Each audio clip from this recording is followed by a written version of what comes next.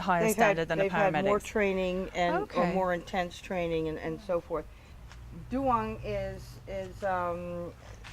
one of the main leaders of Samui Rescue, and she Okay. happens to be here in Mainam, but she organizes a lot of medical teams that go to accidents or Yeah. whatever. She's on the radio 24/7, okay? And this is their daughter, who's also very well trained and goes through probably all the accidents. So this is the family that lives here, and this is the Mainam station, or Fantastic. standby station, if you will. Okay.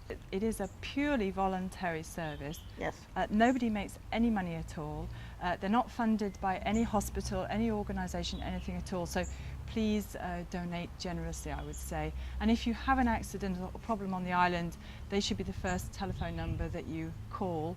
I've also remember somebody saying to me ages ago, and I don't know if this is a good observation or not, but if somebody like me has the number in their phone and I see an accident, sometimes it might actually be better to give the phone to a Thai person. I'm glad you mentioned it. I was just going to say, because of the language problem, Yeah. and you never know who is going to be answering, Right. on these radios Yeah. when you call in an accident.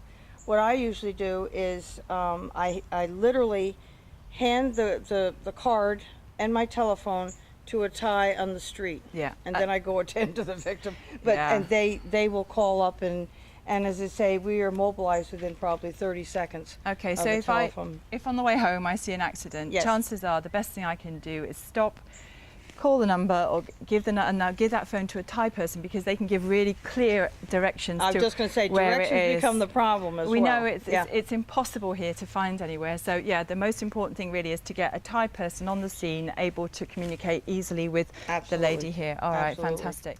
So Lynn, just tell us a little bit about the equipment that you've got on here. You've got a medical bag. Okay. We were talking about donations and so forth. An organization on the island called the Sisters on Samui are wonderful with charities and charitable giving. Yeah. And what we do is that an organization will say, okay, what do you need? And we have 20,000 baht, that we can contribute. So we then have a wish list. We go around to all the different standby stations and ask them, what do you need? When I first joined, some of the ambulances didn't even have body boards, Right. much less oxygen tanks and so forth. This has Mainam on it, and what we did, we got 2 bags donated by the SOS with all of these medical supplies in here, and these things are the things that we constantly run out of, Okay. because obviously they're disposable. Yeah, sure. The bandages, the gauzes, the saline, latex gloves, etc. But this is a fully stocked bag that obviously they keep in the ambulance. And some of the other things donated by these organizations, these in here, and I won't get them out for you, but are inflatable splints. Okay. Okay, so instead of putting a board here and a board there, you just put it around, Nice. and it's a splint. Various sizes of neck braces. Okay. That Good. it's very important when you come on the scene of an accident to see if there's neck and back injuries, Yeah. So and if so, then we get the right size, whether Fine. it's a That's child, brilliant. an adult, or thin or heavy or whatever. So and of course all this costs money. of course, Yeah. yes, and they need replacing as well Yeah. every now and then. Yeah. And No, what we have over here is obviously the body board, but in that bag is what we call a KED, which is a total body brace that if we do suspect neck and back injuries, will stabilize that area in order to get them out of the vehicle Okay. and onto the body board. We have oxygen in here. We have a whole medicine cabinet to almost kind of refill the bag that we bring out to put on the street. Okay.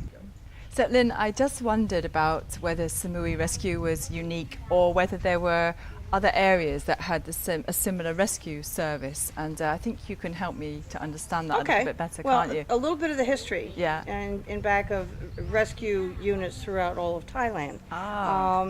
It goes back probably 200 years from the standpoint of Chinese monks had decided we need to have a service for the needy. Okay. And so then everything grew from there. So throughout all of Thailand, you have these rescue groups. It's just, wow. we're not, you know, we're not an individual unit here, but we are Samui Rescue.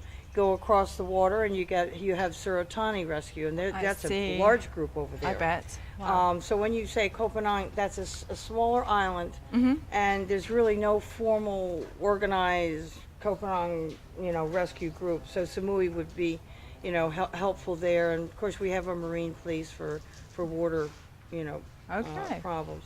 So that's a little bit of the history, but again, it's not just the vehicle accidents that we cover, but we go to all kinds of community events, for instance, for traffic control, for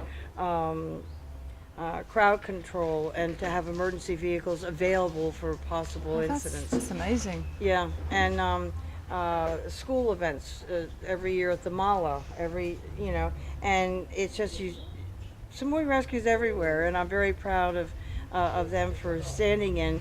And they're always, they are so selfless. It's amazing to me. And they give, and what do they get in return except the feeling I've done something good today. Yeah. But they're just passionate and 100% passionate. That's a good word. It's more than 100% committed. It's their lives. All of the people involved. It's their lives, right. And it kind of makes me feel a bit humble actually. And I'm really glad that we're here. They all volunteer at their own time frame because of the fact that because we don't get paid, we do have to have jobs, for your income.